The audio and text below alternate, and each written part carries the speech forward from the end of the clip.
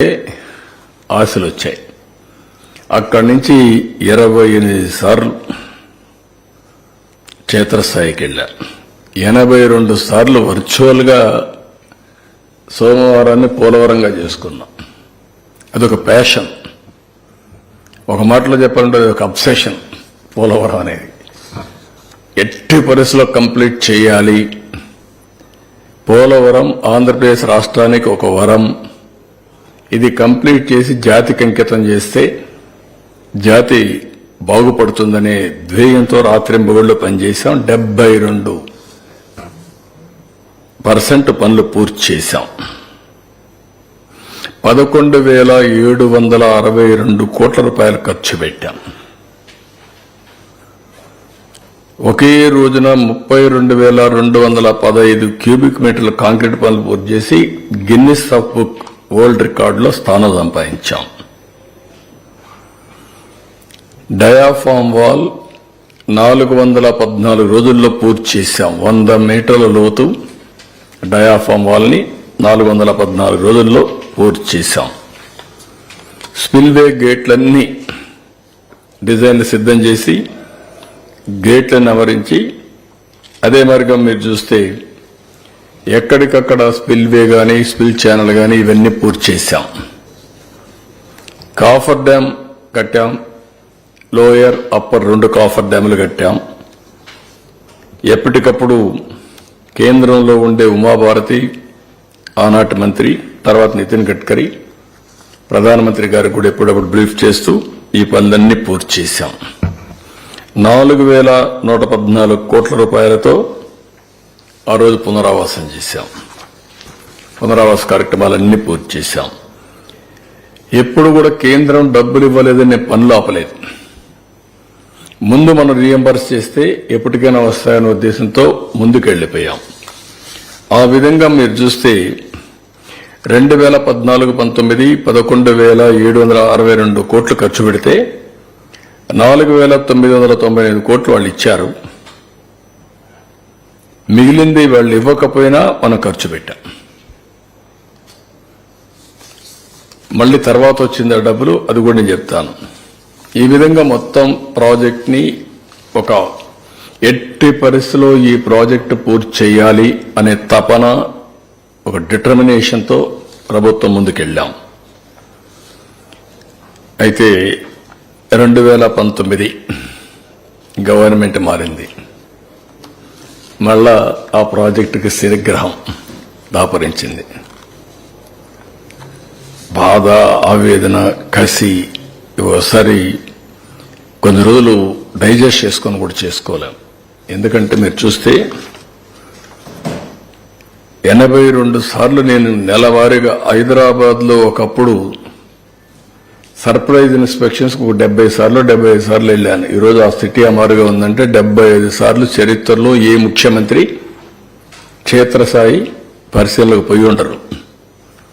బస్సులో వెళ్లడం, తిరగడం, బస్సులో ఇన్స్ట్రక్షన్స్ ఇవ్వడం, అక్కడి నుంచి సెక్రటరీకి పోవడం, అవన్నీ చేసి డెవలప్ చేశాం. అదే మరి 82 సార్లు వర్చువల్ గా చేసి 28 సార్లు నేను ఇచ్చేసి ఒకసారి పండుగ కూడా దీపావళి పండుగ ఏదో ఉంది. ఆ రోజు నేను అమెరికాకు పోతూ గడ్కర్ని నాగ్పూర్లో కలిసి ఆ రోజు కూడా ఆయన ట్రబుల్లో పెట్టి ఈ ప్రాజెక్ట్ గురించి మాట్లాడి వెళ్ళాను. నేను ఆ రోజు ప్రాజెక్టులో వాళ్ళు కొన్ని విషయాలు చెప్తే నేను చదువుకొని రాత్రంతా మా సెక్రటరీ వాళ్ళని చదివించి నేనే హైకోర్టులో, సుప్రీంకోర్టులో లాయర్ మారిగా వాళ్ళ దగ్గర ఆర్గ్యూ చేశాను. వర్డ్ టు వర్డ్ మీరు చెప్పండి, మీరు అంటున్నారు ఇది సెంట్రల్ ప్రాజెక్ట్ కాకపోతే ఏమవుతుందని కూడా ఆర్గ్యూ చేశాను. వాళ్ళు కన్విన్స్ అయ్యారు. అంత ఇదిగా చేసిన ప్రాజెక్ట్ ని విలువ తెలియని వ్యక్తులు వస్తే ఏ విధంగా ఉంటుందో అదే జరిగింది. విలువ తెలియాలి, వాల్యూ ఆఫ్ ది ప్రాజెక్ట్. ప్రజలకు ఏం కావాలో తెలియాల్సిన అవసరం ఉంది. విలువ తెలియని వ్యక్తులు మీరు చూసినప్పుడు నేరుగా సైట్లో very crucial small work, coffer dam కొంత పూర్చాలి. అండర్స్టాండింగ్ ఇంజనీర్స్, అప్పుడుండే service provider, contractor before rainy సీజన్లో అది పూర్తి చేసేసరికి ప్లానింగ్, ఎగ్జిక్యూషన్ ఎవ్రీథింగ్ కంప్లీట్ చేశాం. ఆ సమయంలో ప్రజాస్వామ్యంలో మార్పులు జరుగుతాయి. ఇది చరిత్ర. ఆ మార్పు ఎంతవరకు పోయిందంటే ప్రమాణ స్వీకారం చేసిన తొలి రోజునే పోలవరం పనులు నిలిపేమన్నారు. Can you imagine? నేను ఆ రోజు ప్రమాణ స్వీకారం చేసిన తొలి రోజునే 7 మండలాలు ఇస్తే తప్ప నేను ప్రమాణ స్వీకారం చేయనని చెప్పాను. అది నా దూరదృష్టి. ఆ 7 మండలాలు ఇవ్వకపోతే ఏమవుతుంది? జూన్ 2వ తారీఖున 2 రాష్ట్రాలుగా ఏర్పడతాయి.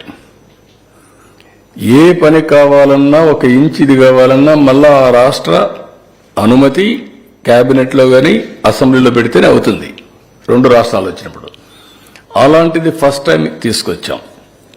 వీళ్ళేం చేశారు? ఫస్ట్ టైం వస్తానే ఆ సాయంత్రం ఆర్డర్స్ ఇచ్చాడు. సైట్లో కూడా నిర్మాణ సంస్థ ఉండకూడదని జూలై 29, 2019 నోటీసు జారీ చేశారు. అంటే సైట్లో కూడా ఉండకూడదు, నువ్వు వెళ్ళిపో ఇక్కడి నుంచి, మొత్తం మూటముల్లి తద్దుకొని వెళ్ళిపోమని చెప్పి తరిమేశారు. అక్కడి నుంచి ఆఫీసర్ని షిఫ్ట్ చేసేశారు. ఎవ్వడూ లేనటువంటి అనాథగా ప్రాజెక్టు తయారు చేశారు. అంటే గర్వమా, పొగురా, లేకపోతే మనిషికి అహంభావమా, లేకపోతే చేతగాంతనమా, లేదంటే పిచ్చితనమా, ఏదైనా అనొచ్చు మనం. దాని పర్యవసానం మనం చూసినప్పుడు ఇవన్నీ చేసి 2 సీజన్స్ ఏమీ పట్టించుకోవాలి. 15 నెలలు ఒక మేజర్ ప్రాజెక్ట్ ఇది.